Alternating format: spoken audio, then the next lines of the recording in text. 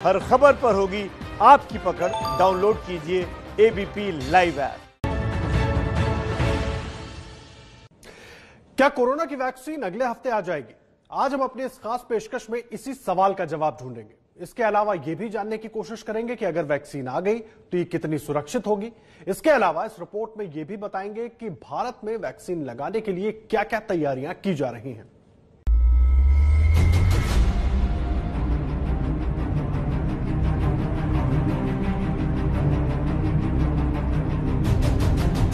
भारत समेत पूरी दुनिया इस इंतजार में है कि कोरोना की वैक्सीन जल्द से जल्द आएगी। पूरी दुनिया में इसे लेकर ट्रायल चल रहा है। सबसे उम्मीद जगाने वाली खबर ब्रिटेन के अखबार द सन में छपी है। अखबार द सन का दावा है कि लंदन के एक बड़े अस्पताल के मैनेजमेंट को 2 नवंबर से शुरू होने वाले हफ्ते से कोविड-19 के टीके के पहले बैच को प्राप्त करने के लिए तैयार रहने को कहा गया है, जिसका टेस्ट ऑक्सफोर्ड यूनिवर्सिटी और एस्ट्राजेनेका कंपनी मिलकर कर रहे हैं। दो चीज़ें हैं, एक वैक्सीन का आना और दूसरा तैयारी करना, क्योंकि जब भी कोई भी वैक्सीन आएगी तो उसे बहुत बड़े पैमाने पर देने के लिए हमें पहले से तैयारियां करके रखनी होंगी, क्योंकि हम इतनी सारी पॉपुलेशन को एक दिन में वैक्सीन नहीं दे सकते। नवंबर में पहले हफ्ते में टीका आएगा या नहीं, इस बारे में आधिकारिक तौर पर कोई कुछ नहीं कह रहा है। ब्रिटेन से लेकर अमेरिका और भारत, हर जगह कोरोना की वैक्सीन का ट्रायल हो रहा है। कोई भी देश पुख्ता तौर पर अभी भी ये कहने की स्थिति में नहीं है कि कोरोना की वैक्सीन किस तारीख को लॉन्च होगी। विश्व स्वास्थ्य संगठन दुनिया भर में विकसित किए जा रहे जिन 170 वैक्सीन की निगरानी कर रहा है, उनमें से 154 का अभी इंसानों पर परीक्षण ही शुरू नहीं हुआ है। 36 वैक्सीन का फेज 1 का ट्रायल चल रहा है, जबकि 16 वैक्सीन ट्रायल 2 स्टेज में है, यानी उनका ज्यादा लोगों पर ट्रायल चल रहा है।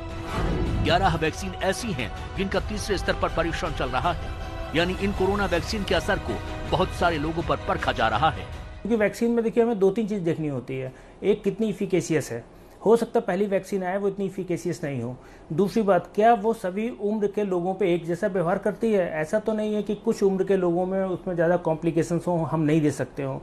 तीसरी चीज़ ये कि कितनी डोजेज उसकी ज़रूरत है और उन डोजेज से कितनी इम्यूनोजेनिसिटी होती है। तो हो सकता है जो पहले चरण में वैक्सीन आए उनमें हमेशा सुधार की गुंजाइश बनी रहे। कई जानकारों का मानना है कि साल 2021 के मध्य तक ही कोरोना की वैक्सीन संभव है।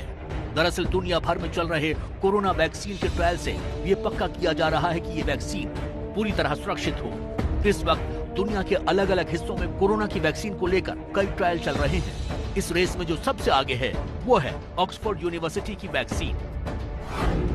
ऐसी उम्मीद है कि ऑक्सफोर्ड यूनिवर्सिटी और एस्ट्राजेनेका की वैक्सीन नवंबर के पहले हफ्ते में आ सकती है। अखबार द सन का दावा है कि लंदन के एक अस्पताल ने इसकी तैयारियां भी शुरू कर दी हैं, लेकिन इसकी पुष्टि अभी नहीं हुई है। रूस की स्पुतनिक वैक्सीन 1 महीने पहले ही लॉन्च हो चुकी है। इसका सीमित इस्तेमाल भी शुरू किया गया है, लेकिन रूस ने फिलहाल टीके की बढ़ती मांग और खुराक की कमी के कारण अस्थायी रूप से नए वॉलंटियर्स को ट्रायल के लिए रोक दिया है। चीन ने भी सिनोवैक नाम की वैक्सीन लॉन्च कर दी है। चीनी सरकार ने इसके सीमित इस्तेमाल की इजाजत दे दी है। लोगों ने इसका ऑनलाइन आवेदन शुरू कर दिया है। अमेरिका की जॉनसन एंड जॉनसन कंपनी की वैक्सीन का 60,000 लोगों पर तीसरे चरण का ट्रायल चल रहा है। कंपनी को उम्मीद है कि अगले साल जनवरी में इस टीके के सीमित इस्तेमाल की इजाजत मिल जाएगी। हमारे देश में भारत बायोटेक की वैक्सीन को हाल ही में तीसरे चरण के ट्रायल की मंजूरी मिली है। 18 साल से ऊपर के 28,000 से ज्यादा लोगों पर इसका परीक्षण किया जाएगा। मार्च तक वैक्सीन आने की उम्मीद जताई जा रही है। सवाल है कि दुनिया भर में इतनी सारी वैक्सीन बन रही है, ऐसे में इसका चुनाव कैसे किया जाएगा कि कौन सी वैक्सीन सबसे सुरक्षित है? भारत में जो ऑक्सफोर्ड और एस्ट्राजेनेका की वैक्सीन जो सीरम इंस्टीट्यूट बना रहे हैं, वो लीडिंग है भारत में बाकी 2 वैक्सीन के या 3 वैक्सीन के मुकाबले, जिसमें जाइडस कैडिला की एक वैक्सीन है, भारत बायोटेक की, जैसे मैंने बताया। ब्रिटेन की सरकार के कोविड टास्क फोर्स की मुखिया केट बिंघम ने आगाह किया है कि कोविड-19 टीकों का पहला सेट शायद पूरी तरह कारगर साबित न हो, और हो सकता है कि हर किसी पर ये समान रूप से काम भी न करे। बिंघम ने दुनिया के सबसे प्रतिष्ठित मेडिकल जर्नल द लेसेंट में लिखा है कि हम नहीं जानते कि हमारे पास कभी एक टीका होगा भी या नहीं, इसलिए लापरवाही नहीं करनी चाहिए और जरूरत से ज्यादा उम्मीद नहीं लगानी चाहिए। ऐसी संभावना है कि टीकों की पहली जनरेशन परफेक्ट नहीं होगी और हमें इस बात के लिए तैयार रहना चाहिए कि वो संक्रमण नहीं रोक पाएंगे। हालांकि लक्षणों को कम जरूर कर सकते हैं, लेकिन इसके बावजूद वो हर किसी के लिए या फिर लंबे समय तक काम नहीं कर सकते। कोई भी चीज़ अगर आप जब देखते हैं कि जो पहला मॉडल आता है हमेशा उसमें गुंजाइश बनी रहती है उसको इम्प्रूव करने के लिए। तो जो पहली वैक्सीन आ रही है इसीलिए आपने देखा होगा विश्व में बहुत सारी 100 से अधिक वैक्सीन हैं जो इस समय किसी न किसी स्टेज पे चल रही हैं। तो उसका एक चीज़ ये है कि हमें सबसे पहले एक तो ये कि जो वैक्सीन आने का मतलब ये नहीं कि हम उसके बाद वैक्सीन का रिसर्च बंद कर देंगे। उसके बाद बहुत सारी वैक्सीन आएंगी जो और उन्नत किस्म की वैक्सीन होंगी। आमतौर पर कोई भी टीका बनाने में 10 साल का समय लगता है। वो इसलिए क्योंकि इसका अलग अलग लोगों पर कई साल तक परीक्षण किया जाता है ताकि किसी भी दुष्प्रभाव की संभावना को पूरी तरह खारिज किया जा सके। सबसे तेजी से इबोला का टीका बना है जिसमें भी 2 साल लग गए थे। कोरोना के टीके के परीक्षण को तो अभी सिर्फ 6 महीने ही हुए हैं। ब्रिटेन की ब्रिस्टल यूनिवर्सिटी के प्रोफेसर एडम समेत कई जानकार मानते हैं कि टीका बनाने की जल्दबाजी में कई प्रक्रियाओं को छोड़ा जा रहा है जिसके गंभीर परिणाम हो सकते हैं। सरकार एक चीज़ के लिए बहुत प्रतिबद्ध है कि जो भी हमारे परीक्षण हैं, जिस प्रकार से जो प्रक्रिया है उसको पूरी तरीके से जब तक हम सुचारू रूप से नहीं कर लेते हैं तब तक उसको बाजार में नहीं उतारा जाए, क्योंकि हम नुकसान नहीं चाहते किसी का भी। कि अधिकतर जो पश्चिमी देश हैं और हमारा भारत है, हम लोग किसी भी प्रक्रिया में किसी भी प्रकार की इस प्रकार की ढील लेने के मूड में नहीं है। कोरोना की सुरक्षित वैक्सीन निश्चित तौर पर एक बड़ा मुद्दा है, लेकिन इस खतरे के बावजूद जल्द से जल्द वैक्सीन की कोशिश इसलिए की जा रही है क्योंकि कोरोना की वजह से पूरी दुनिया ठप पड़ी है। लोगों के काम धंधे बंद हो गए हैं, बेरोजगारी चरम पर है, अर्थव्यवस्थाएं लड़खड़ा गई हैं।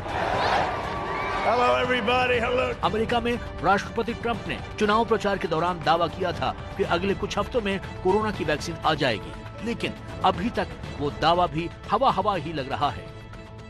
There will be no school, no graduations, no weddings, no Thanksgiving, no Christmas, no 4th of July, no Easter, no nothing. There will be no future for America's youth. Under my plan, we will deliver a safe vaccine to the American people in just a matter of weeks. America के बाद भारत में दुनिया के सबसे ज्यादा corona का मरीज हैं। भारत में अब तक 80 लाख से ज्यादा लोग कोरोना से संक्रमित हो चुके हैं। अच्छी बात यह है कि इनमें से 73 लाख लोग ठीक भी हो चुके हैं। पिछले कुछ हफ्तों में कोरोना का ग्राफ नीचे भी आया है, लेकिन त्योहारों के मौसम में लोग ढिलाई न बरत दें, इसलिए प्रधानमंत्री नरेंद्र मोदी को देश को कोरोना के खतरे की याद दिलानी पड़ी है। कई लोगों ने अब सावधानी बरतना या तो बंद कर दिया है या बहुत ढिलाई ले आए हैं।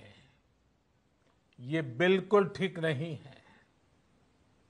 अगर आप लापरवाही बरत रहे हैं, बिना मास्क के बाहर निकल रहे हैं, तो आप अपने आप को, अपने परिवार को,